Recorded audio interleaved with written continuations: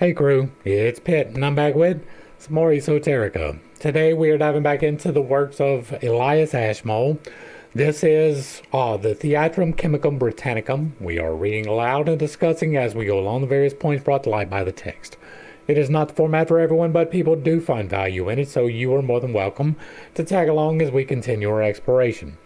Before we begin, however, if you are unfamiliar with me, any of my unconventional beliefs, or if at any point in time I lose you in terminology, there will be several playlists linked in the corner above, in the box down below, along with the original source material, the link for my book where I teach you to do magic and live responsibly, and the links to get in contact with me or directly support the channel so that you can get a better understanding of who I am and why I say the things that I do.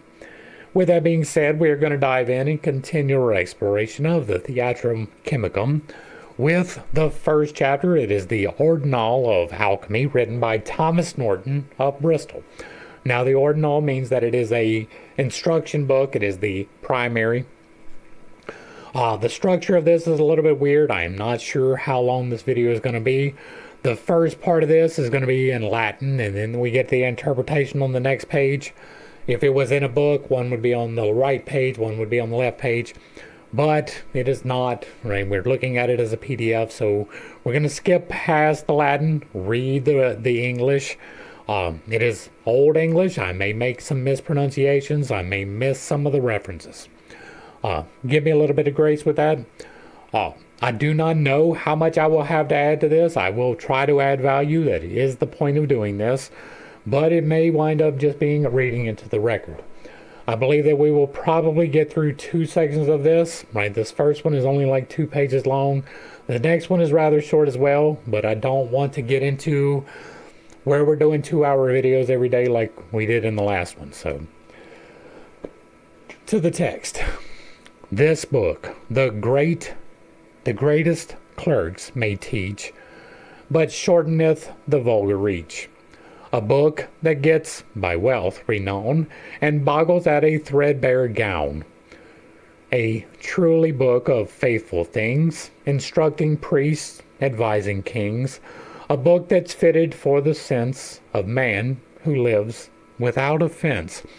A book of secrets given by God to men elect, a beaten trod.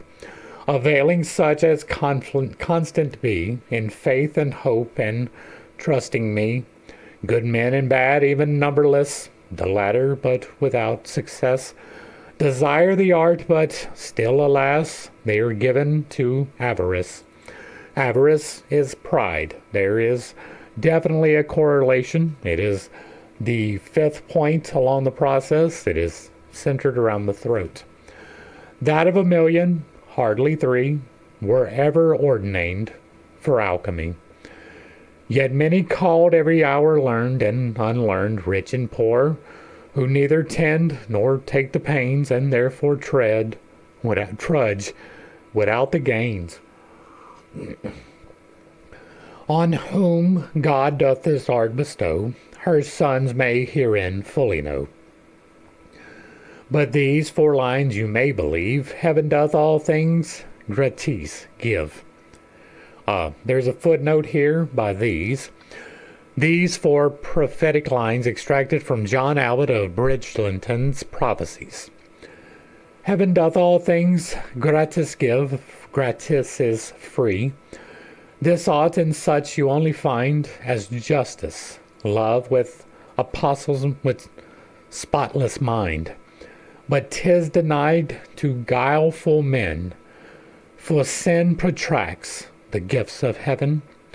I am in agreement with that to the most part. All right. This is a little bit clunky. Like some of it has some lag, and I'm not happy. These had adorned the English throne if they had trusted God alone. For he that hereby honor wins shall change the old for better things. And when he comes to rule the land, reforming with a virtuous hand, leaving examples of good deeds to every king that him succeeds. Then shall the people jubilize in mutual love and sacrifice. Praises to God, O King, that shall these works implore the God of all for timely help in this good thing. So to a First, what is that? To a just and glorious King, most goodly graces shall descend, and well enough looked for to crown his end. The next section, the proem. Oh, the honor of God, one in persons three. God is not a person. If that is confusing to you, see the video yesterday or any of the things that I talk about anywhere. God is not personified. You are an example of God. I am an example of God. We are equal examples of God, and nobody has been a better example of God. This book is made that laymen should it, and clerks allow also after my decease. See whereby all laymen that putteth them in praise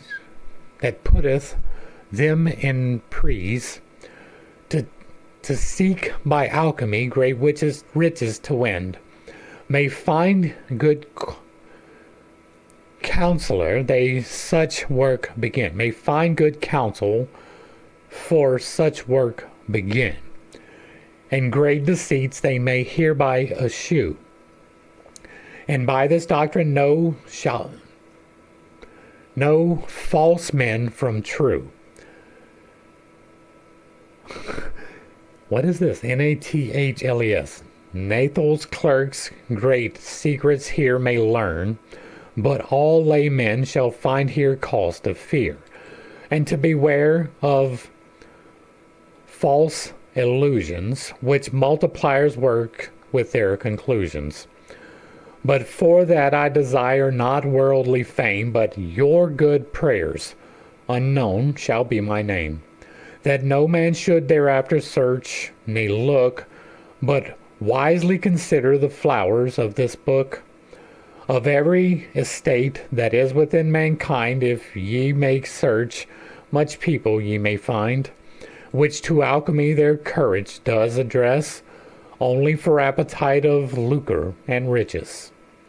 As popes with cardinals of dignity, archpopes with bishops of high degree, with abbots and priors of religion, with friars, heretites, and priests, main one, and kings with princes and lords, great of blood, for every estate desireth after good, and merchants also which dwell in the fire of brining covetous have therefore desire of brining covetousness have thereto desire.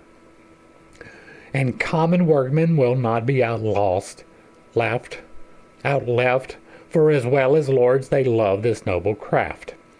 As goldsmiths whom we should left reprieve, for fights in their craft make them to believe, and wonder it is that weavers deal with such works, freemasons and tanners with poor parish clerks. Tailors and glaziers will not thereof cease, and eke felly tinkers will put them in the brief, with great presumption, but yet some color there was, for all such men as give tincture to glass. But many artificers have been overwrit with hasty credence to fume away their thrift, and albeit that loves made them to smart, and albeit that losses made them to smart, yet ever in hope continued their heart, trusting some time to speed right well. Of many such truly I can tell, which in such hope continued all their life, whereby they were poor and made to unthrive. It had been good for them to have left off. In season for naught they found but a scoff. For truly he that is not a great clerk is nice and lewd to meddle with this work. You may trust me well, it is no small engine to know all secrets pertaining to the mind. For it is most profound philosophy and subtle science of holy alchemy, of which science here I intend to write. Howbeit, I may not curiously indict, for he that should all the common people teach, he must, for them, use plain and common speech. Though that I write in plain and homely wise, no good man then should such writing despise. All masters that write of this solemn work, they made their books to many men full dark, and poifs, parables, and metaphors also, which to scholars causeth pain and woe. In their practice, when they would it assay, they leave their crofts as men see all day. Hermes, Race, Geber and Avicen, Merlin, Harleton, Democritus and Morian, Bacon and Raymond, with others many more, wrote under covert, and Aristotle alpho. For what hereof they wrote with their pen, their cloudy clouds dulled many men. Their cloudy claws dulled many men. For laymen, for clerks, and for every man, they hid this art that no man find it can. By their books do they dry, show reason fair, whereby much people are brought into despair. Yet Anaxagoras wrote plainest of them all in his book of Conversions Natural. Of the old fathers that I ever found, he most disclosed of this secret ground. Anaxagoras, you say. Let's see if I can copy that and pop it out. I can. I will pull that up later. Whereof Aristotle had great envy, in him rebuked unrightfully. In many places I can well report, intending that men to him should not resort. For he was large of his cunning and love. God has his soul, and blessed with him above. And such as showed envious seed, God forgive them their misdeed. As the monk, which a book did write of 1,000 receipts and malice for delight, which be copied in many a place, whereby hath been made pale many a face. And many gawns have bind men made bare of hue, and men made false which before time were true. Wherefore my pity doth me contrine, to show the truth in few words and plain, so that you may for false doctrine flee. If ye give credence to this book in me, avoid your books written of receipts, for all such receipts are full of deceits. Trust not such receipts, and learn well this clause: nothing is wrought but by its proper cause. Wherefore that practice falleth far behind, where knowledge of the cause is not in mind.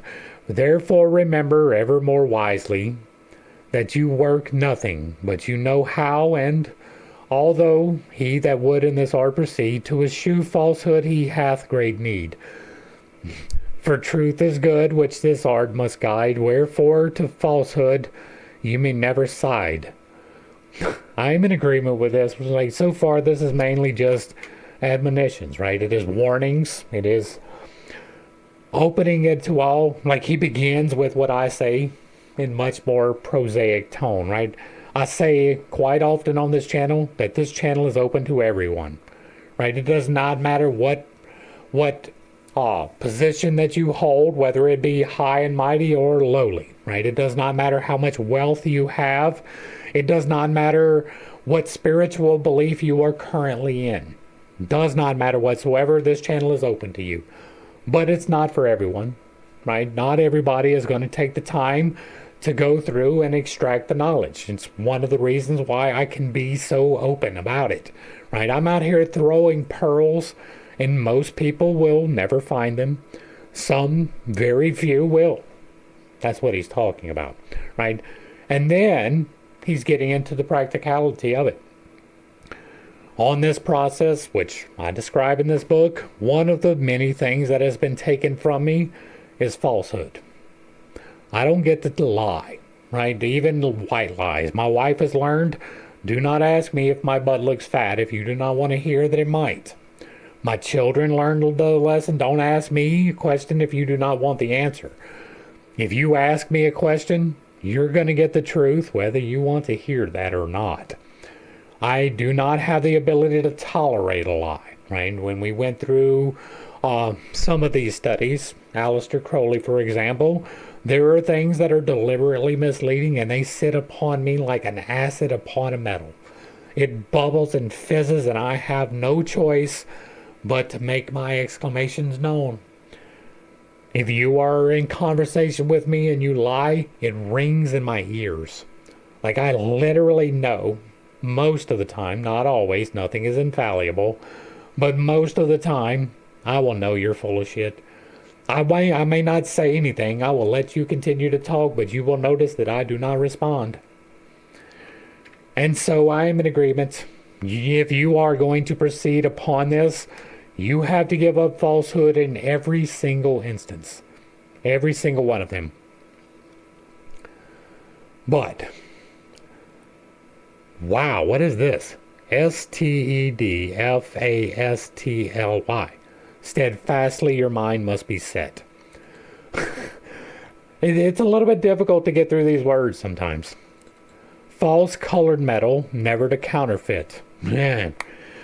And these that seek blanchers or citrinations, which will not abide all examinations, wherewith false plate they make as they can, or money to beguile some good true man. But God hath made that of his blessed art, all that falls shall have thereof no part. He must have grace that would for this art sue, therefore of right him needeth be true. Also, he may not be troubled in his mind with outward charges, which this art would find, and he that would have his intent must have riches sufficient. In many ways, he may not look, but only pursue the order of this book, named, of alchemy the ordinal, the creed mahi, the standard, perpetual.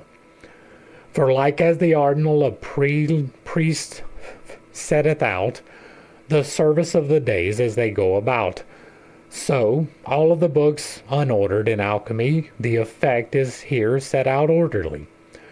Therefore, this book to an alchemist or wise is a book of incomparable price, whose truth shall never be defiled, though it appear in homely wise compiled.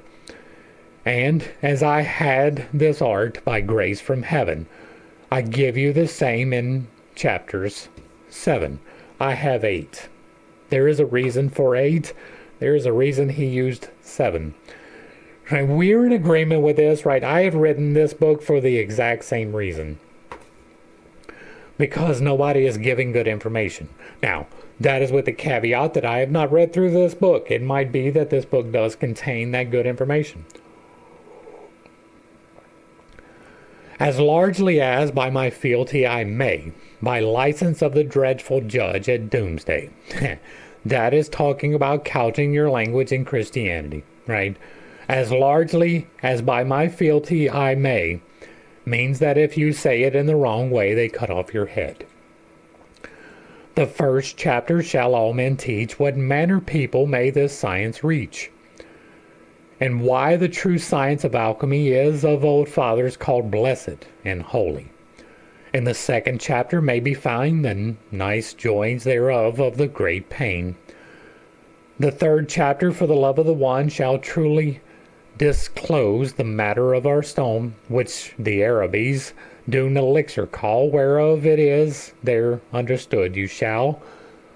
The fourth chapter teaches the gross work, a foul labor not kindly for a clerk, in which is found full great travail, with many perils and many a fail. That means that the fourth chapter is almost certainly going to be shadow work.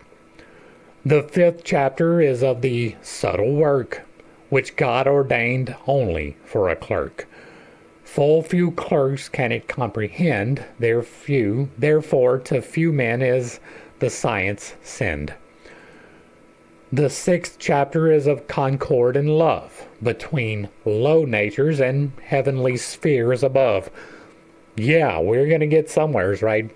See the first chapter or the first video yesterday or today. I don't know when it's going up, but the very first introduction for this work, we talk about this, the lower nature, the higher nature, the low natures, and the higher natures being the virtues and the vices as well, and even the heavenly spheres. Whereof true knowledge advanceth greatly clerks, and causeth furtherance in our wonderful works. Now, clerks here is probably referring to people who can read and write and record with accuracy. And causeth furtherance in our own wonderful works. The 7th chapter truly teach you shall the doubtful regimens of your fires. Oh. Now, Sovereign Lord God, me guide and speed, for to my matters as I now will proceed, praying all men which this book shall find, with devout prayers to have my soul in mind, and that no man, for better or for worse, change my writing for dread of God's curse. That is reminiscent of Revelations, isn't it? If any man should change the words here, he be damned forever. For where quick sentence shall seem not to be, there may wise men find fescuth privity, and changing of some one syllable may make this book unprofitable. Now, that is a problem that we're going to have, right? Some of these words, right? Selcuth, I don't know what that means. I may not be pronouncing that right. That means that I may have lost a syllable. I doubt that it makes the book unprofitable, but there are things that are dependent upon correctness. Therefore, trust not to one reading or twine, but 20 times it would be over sign, for it containeth full ponderous sentence, albeit that it fought form of eloquence. But the best thing that you do shall is to read many books, and then this withal. Now, we have gotten a solution to that particular problem. Right, this is the intermission. I wanted to pull up the page. Right, this is alchemical symbology writ large. Right, there is a lot here. There is a quaternary represented by the 4 people. You have 4 representatives of angels. You have 4 representatives of animals. You have the 4 corners of the globe. You have the phoenix rising above. I don't read Latin, so I can't tell you what's written on here, but there is a lot of symbology contained in this. All right, so this is really going to bring us to the end of this. I don't know how long the next one's going to be, but I'm trying to keep them in more digestible pieces. This one's going to wind up being about 30 minutes, which is definitely digestible, especially considering that a lot of these is significantly longer. This problem right here at the end, that is solved by Mr. Ashmole, right? That is what the purpose of it was, right? It contains full ponderous sentences, albeit that it fault forms of eloquence. But the best thing that you shall do is to read many books and then this withal. Right now, it would be better in this instance, according to him, to read through the entire rest of the Theatrum and then return to the Ordinal, which is the beginning of it. I think that the Ordinal is actually around 100 pages. That is why we are definitely breaking this up into smaller chunks. We will be doing that with the caveat that I have done that. Not extensively would be the wrong word, because there is a lot of information that I do not have access to. Some of it has not been translated. Some has been lost to antiquity. Some is in private collections in various places. Some of it we just haven't gotten to, right? We're beginning a work into a book, but we've done some. We have gone through some of the source material. We have not found a lot of value in most of those, not going to lie. But because we have gone through them, we're able to dismiss some of the things.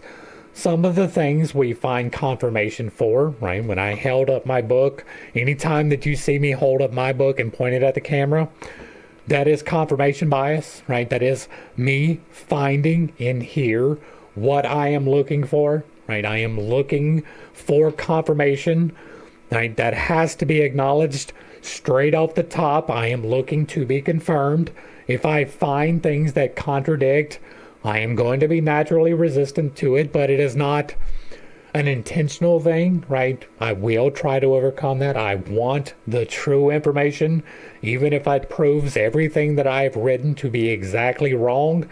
I will be fine with that. I won't get rid of the book either.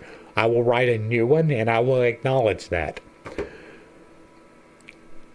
I am under the endeavor to give out as cleanly and as honestly as possible the things that he is talking about in this book, right? Already we can see he knows what he's talking about. This is not physical alchemy, although that is contained. He is talking about spiritual alchemy. Even from this small section, it already seems like he does know what he's talking about. That can be disproven, right? We have had that experience before. But from what I have observed so far, Mr. Ashmole had knowledge. His intention in creating this work was the same as mine, to separate good knowledge from just some knowledge, right? Bad knowledge, right? There's no such thing as bad knowledge, but there is misunderstandings of knowledge, and that is bad, right? You can have the complete wrong understanding of something. That is bad, right? The understanding that someone else had to die for your sins, that is a bad understanding. The fact that you are responsible for your own sins, and that the only thing that was ever required for you to be forgiven from those sins was to literally repent from those sins, that is a big deal. That is a better understanding. In my estimation, that is the understanding. And so there will be several instances along the way of instances like that where, as we said, he is couching it in Christian language. That was a very real danger. If you were talking about overcoming without that sacrifice, then you were facing some severe repercussions in your physicality. And while that is not a fear for most of the people who have actually been through the experience, like that is one of the outtakes when you get up to the third eye and you have the throne room expansion or the throne room experience, same thing. Whenever you have that, it changes things for you. You see things in a different way. Anyway, let's go ahead and wrap up. I'm not trying to make these overly long. I didn't have a whole lot to express in this. I have already expressed most of the things that I would want to in the first video. That is why I did the first video in the manner that I did. So if you like what I'm doing over here, let me know down below. Give me a like, a share, a follow, throw me a comment whether you agree or disagree with anything that is stated. Put it in the box down below, and if it remains respectful, it gets to remain up. If you really like what I'm doing, hit me with that super thanks. Consider joining for a membership, picking up a copy of my book, or reaching out to me either for direct consultation for any of the services that I provide, or just to support the channel directly through the links down below. To the crew, thanks for hanging out. I appreciate every single minute that you are here with me, and I am praying for you every single day. Until next time, I love you. God loves you. You are perfect, whole, and complete just the way that you are. And this has been pittstake. Peace.